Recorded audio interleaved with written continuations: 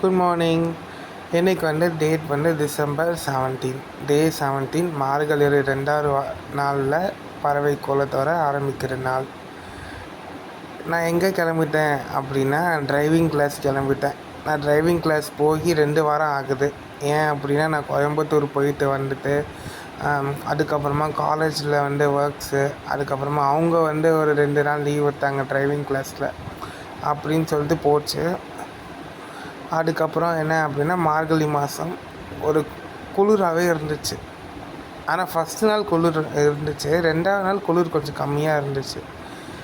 அதுக்கப்புறமா எங்கே போயிட்டேன் அப்படின்னா அவசர அவசரமாக நான் கிளம்பிட்டேன். அதுக்கப்புறம் என்னென்னா போகிற வழியில் பீச். நம்ம டிரைவிங் கிளாஸில் நான் போகும்போது கண்டிப்பாக நான் இருக்கக்கூடிய ஒரு வீடியோ என்னென்னா பீச் தான். எப்போவுமே பாருங்கள், அந்த கடல் அலைகள் என்ன சொல்லுது அப்படின்னா வாழ்க்கை முன்ன பின்ன வந்துட்டு தான் போகும். ஆனால் நம்ம எப்போவுமே உறுதியாக இருக்கணும் அப்படின்னு சொல்லி இந்த கடல் கற்றுக் கொடுக்கறது தான் நான் நினச்சிப்பேன். அதுக்கப்புறம் என்ன அப்படின்னா நான் நேற்று திருவண்ணாமலை போனேன் அப்படின்ற ஒரு விலாகும் போட்டிருக்கேன், வீடியோவும் வந்திருக்கும். அங்கே வாங்கின இந்த வுட்டில் திருவண்ணாமலையார் கோபுரம் மாதிரி.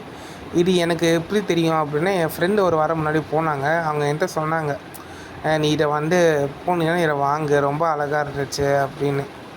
ஏன் அப்படின்னா எனக்கு ஒரு பழக்கம் இருக்குது. என்ன அப்படின்னா ஏதாச்சும் கோவிலுக்கு போனால் அந்த கோவில்லேருந்து ஏதாச்சும் ஒரு சின்ன பொருளாக வாங்கினா கூட ஓகே. இப்போ எனக்கு எந்த பொருளும் வாங்கணும்னு தோணலைன்னா என்ன பண்ணுவேன் அப்படின்னா ஒரு மயில் இறகு வாங்கிட்டு நான் வந்துட்டே இருப்பேன். அந்த மாதிரி நான் அண்ணாமலையார் கோயில் போகும்போது இது வித்தியாசமாக இருந்துச்சு. ஏன்னா போன வருஷம் இப்போ இல்லை, இந்த வருஷம் இதை புதுசாக கண்டுபிடிச்சிருக்காங்கன்னு நினைக்கிறேன். ஏன்னா அந்த அந்த தெரு ஃபுல்லாகவே இருந்துச்சு. ரொம்ப அழகான கோபுரம், மினியேச்சர் கோபுரம். அதுக்கப்புறம் என்ன அப்படின்னா டிமார்ட் போனோம் நேற்று. மருவத்தூர் முடிச்சு டிமார்ட் போனோம். அதுவும் அவசரமாக போனதுனால என்ன விலாக் எடுக்க முடியலங்க. ஏன்னா அங்கே க்ளோசிங் டைம் ஆயிடுச்சு. அதுக்கப்புறம் இது என்ன அப்படின்னா ஒரு 5 டிஷர்ட்ஸு. இது எங்கள் அம்மா எனக்கு கிஃப்டாக கொடுத்தாங்க பர்த்டேக்கு. அதுக்கப்புறம் என்னென்னா நான் ஒரு 2 குஷன் பர்ச்சேஸ் பண்ணேன்.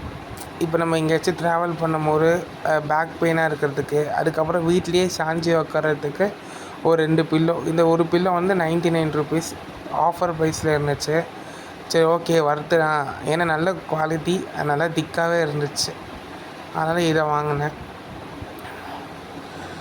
இதுக்கப்புறம் இதுதான் நான் நேற்று பர்ச்சேஸ் பண்ணதும் கிஃப்ட்ஸாக வந்த பொருளும். நம்ம நாளைக்கு இன்னொரு vlogல பார்ப்போம். Bye, thank you.